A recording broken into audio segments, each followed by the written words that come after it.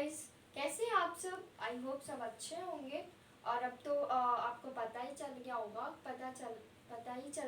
कि क्लास 12 के exams 2 term में होंगे, 1 नवंबर एंड 2 जून जुलाई के मंथ में। सो आप आई होप आप पढ़ते होंगे अच्छे से, उसके लिए प्रिपेयर कर रहे होंगे। So let's get started without wasting time. Previous video में मैंने आपको बताया था types of pollination, water and wind pollination. तो विंड पॉलिनेशन मैंने डिस्कस किया था, अब वाटर पॉलिनेशन करेंगे and biotic agents. So let's get started without wasting time. Water pollination. Water pollination में क्या है, जो पॉलिनेशन होता है by water is quite rare, बहुत रेयर होता है। लिमिटेड टू 30 जेनेरा ऑफ कौन से जेनेरा में, मोनोकॉटिलिडन्स के जेनेरा में लिमिटेड 30 जेनेराज होते हैं। उसमें सिर्फ जो पॉलिनेशन होता है वाटर में बहुत ही कम होता है, बहुत रेयर होगा। वो भी होगा मोनोकॉटिलिडन्स के 30 जेनेराज में, लिमिटेड जो होता है। एग्जाम्पल्स क्या होते हैं, वैलेशनीरिया, हाइड्रोला, जूस्टेरा मीन्स सी ग्रास जो होती है उसको जूस्टेरा कहते हैं। एंड मेजॉरिटी जो होती है एक्वेटिक प्लांट्स की, जैसे कि एक्वेटिक प्लांट्स में आपका आ गया वाटर हाइंसेट एंड वाटर लिली, ये सब क्या होते हैं, ये मेजॉरिटी एक्वेटिक प्लांट्स की जो मेजॉरिटी होती है। फॉर एन एग्जाम्पल वाटर हाइंसेट भी एक एक्वेटिक प्लांट है एंड वाटर लिली भी।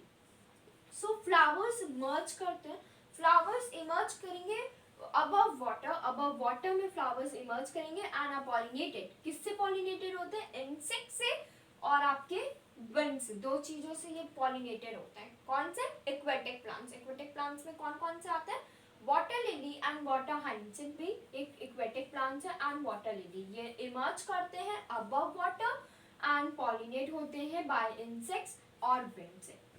इन वैशलिनेरिया में क्या होता है, पॉलिनेशन जो अकर होता है वो सरफेस के, वाटर के सरफेस के ऊपर होता है, on the surface means water के सरफेस पे होता है। सो इसको हम लोग बोलते हैं एपीहाइड्रोफिली। और जो सी ग्रासेस में पॉलिनेशन होता है, सी ग्रासेस में जो पॉलिनेशन टेक प्लेस होता है वो आपका होता है बिलो वाटर, वाटर के बिलो होता है। और वैलेशनेरिया में जो पॉलिनेशन होता है वो होता है आपका सरफेस ऑफ वाटर पे। और इस जो बिलो वाटर पे होता है, जैसे कि सी ग्रासेस में जो पॉलिनेशन टेक प्लेस करता है वो होता है आपका बिलो वाटर, तो उसको हम लोग बोलते हैं hydrophily. Okay, in most water pollinated, बहुत से वाटर पॉलिनेटेड स्पीशीज में पॉलन ग्रेन्स जो होते हैं वो प्रोटेक्टेड होते हैं वेटिंग बाय मुकलेजिनियस कवरिंग से। वेटिंग होती है मुकलेजिनियस कवरिंग की, पॉलन ग्रेन्स प्रोटेक्टेड होते हैं वेटिंग बाय मुकलेजिनियस कवरिंग। ये क्वेश्चन आता है most of the water pollinated species में पॉलन ग्रेन्स किससे प्रोटेक्टेड होता है। सो ये हुआ आपका abiotic agent, water pollination and wind pollination. So I hope आपको समझ आया हो। ये आपका विंड वाटर पॉलिनेशन है। प्रीवियस वीडियो में मैंने आपको डिस्कस किया था विंड पॉलिनेशन, सो उसे आप देख लीजिएगा अगर आपने नहीं देखा तो। Let's continue with next topic, that is biotic agents. Biotic agents क्या होते हैं, मेजॉरिटी ऑफ फ्लावरिंग प्लांट में use a large range of animals, बहुत range of animals pollinating agent की तरह काम करते हैं।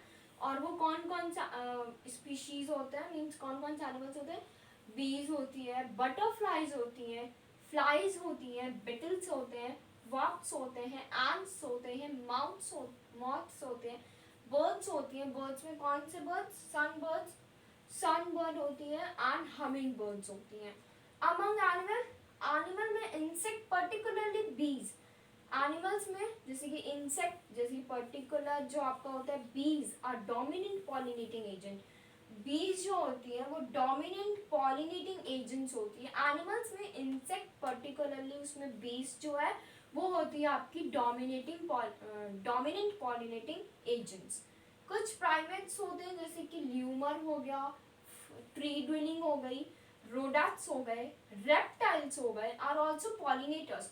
कुछ स्पीशीज में ये भी पॉलिनेशन का काम करता है, पॉलिनेटर्स का काम करता है, जैसे कि ल्यूमर हो गया, ट्री ड्वेलिंग हो गई, रोपेट्स हो गए, और इवन जो रेप्टाइल्स हैं वो कुछ स्पीशीज में आर ऑल्सो पॉलिनेटर्स, ये पॉलिनेटर्स की तरह भी वर्क करते हैं।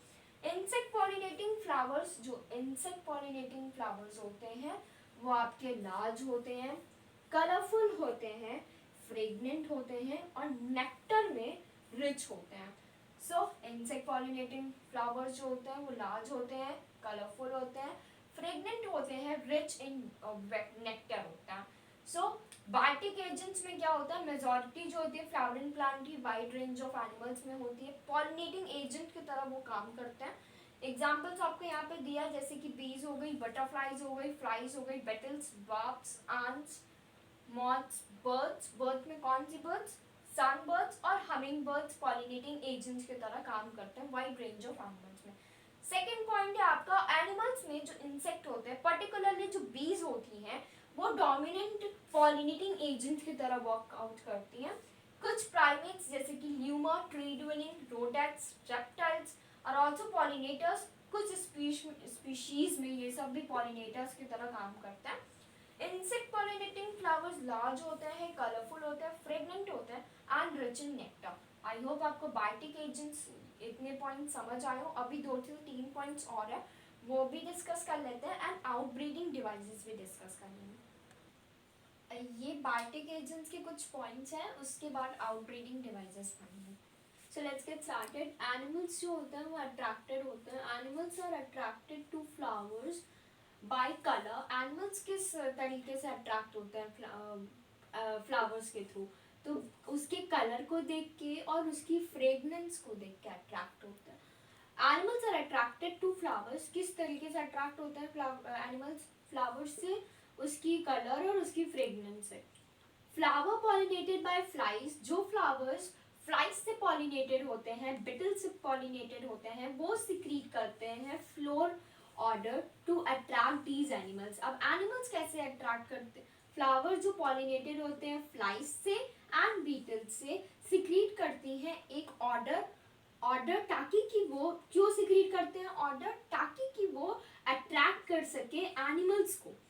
Nectar and pollen grains are usual floral rewards. Nectar और जो पॉलिन ग्रेन्स होते हैं वो यूजुअल फ्लोरल रिवॉर्ड्स होते हैं। कुछ स्पीशीज में, इन सम स्पीशीज जो फ्लोरल रिवॉर्ड्स है are in providing safe place to lay eggs. अब जो कुछ स्पीशीज ऐसी होती हैं जिसमें जो फ्लोरल रिवॉर्ड्स होता है वो प्रोवाइड करते हैं, कुछ जब एग ले होता है तो कुछ ऐसी सेफ प्लेस प्रोवाइड करते हैं उन लोग को।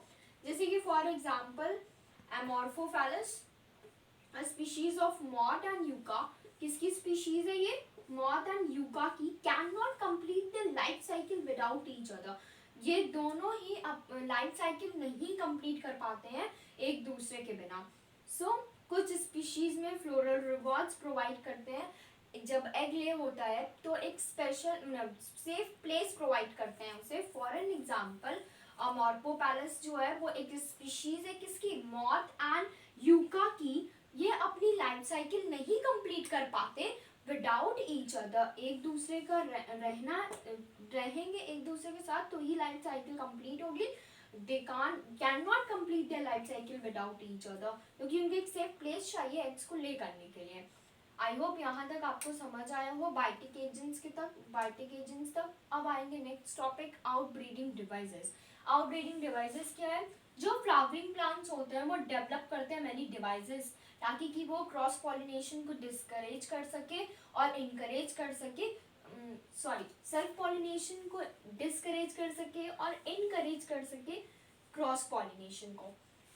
तो फ्लावरिंग प्लांट डेवलप करता है डिस्करेजमेंट डिवाइसेस, जो डिस्करेज करता है सेल्फ पॉलिनेशन को और इनकरेज करता है क्रॉस पॉलिनेशन को। कैसे एग्जांपल्स में आएंगे आपके, पॉलन जब रिलीज होता है स्टिग्मा रिसेप्टिविटी आर नॉट सिंक्रोज्ड। जब पॉलन रिलीज होता है तो स्टिग्मा जो होता है वो सिंक्रोज्ड नहीं होता। एंथर और स्टिग्मा जो होते हैं वो डिफरेंट प्लेस पे are placed at different place पे positions पे different positions उनकी रहती है। एंथर और stigma are placed at different position, ये जो placed होते हैं वो different position पे होते हैं।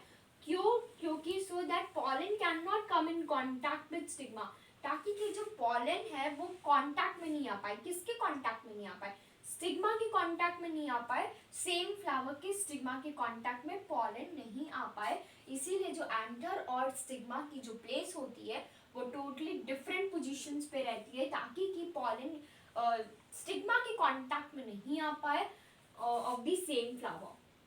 सेल्फ इनकम्पटिबिलिटी क्या होती है? ये एक जेनेटिक मैकेनिज्म है, is a genetic mechanism which prevent self pollen, जो प्रिवेंट करता है self pollen fertilizing the ovule, fertilize करता है ओव्यूल को by inhibiting pollen germination, ovule को फर्टिलाइज करेगा ताकि कि वो पॉलिन जर्मिनेशन को इनहिबिट कर सके और पॉलिन ट्यूब को भी। सो आउटब्रीडिंग डिवाइसेस में क्या है, जो फ्लावरिंग प्लांट्स है वो डेवलप्ड होते हैं बहुत सारे डिवाइसेस से, डिस्करेज करते हैं सेल्फ पॉलिनेशन को, एनकरेज करते हैं क्रॉस पॉलिनेशन को। फॉर एन एग्जाम्पल, जब पॉलन रिलीज होता है तो स्टिग्मा जो होता है वो आपका सिंक्रोज नहीं होता। एंथर और स्टिग्मा एक डिफरेंट पोजीशंस पे प्लेस्ड रहते हैं, क्योंकि जो सो दैट कि पॉलन उसके कांटेक्ट में नहीं आ पाए। किसके कांटेक्ट में नहीं आ पाए? स्टिग्मा के कांटेक्ट में नहीं आ पाए ऑफ द सेम फ्लावर के स्टिग्मा के कांटेक्ट में नहीं आ पाए पॉलन, उसकी वजह से इन लोग की पोजीशन सेम नहीं रहती। सेल्फ इनकप्टिबिलिटी क्या होता है? इनकप्टिबिलिटी जेनेटिक मैकेनिज्म होता है जो प्रिवेंट करता है सेल्फ पॉलन फ्रॉम फर्टिलाइजेशन से। जो ओव्यूल होता है वो इनहिबिट करता है पॉलन जर्मिनेशन और pollen tube. So I hope आपको यहाँ तक समझ आया हो। कोई भी डाउट्स हो तो आप कमेंट बॉक्स में कमेंट कर सकते हैं। नेक्स्ट वीडियो में हम आपको पढ़ाएंगे pollen pistol interaction. So thank you and have a nice day.